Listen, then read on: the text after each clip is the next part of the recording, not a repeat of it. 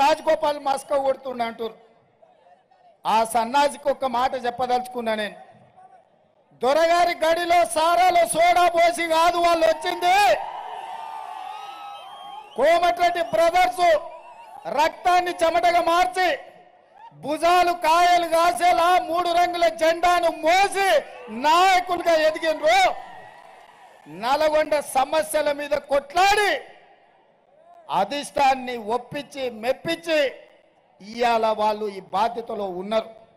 వాస్తవంగా నాతో పాటు ఎవరైనా ముఖ్యమంత్రి పదవికి అర్హత ఉందంటే అది కోమటిరెడ్డి వెంకటరెడ్డి గారికి అని చెప్పి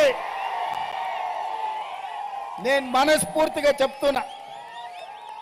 ప్రత్యేకమైన సందర్భంలో పార్టీ నిర్ణయంతో నాకు ముఖ్యమంత్రి పదవి ఇచ్చిండ్రు.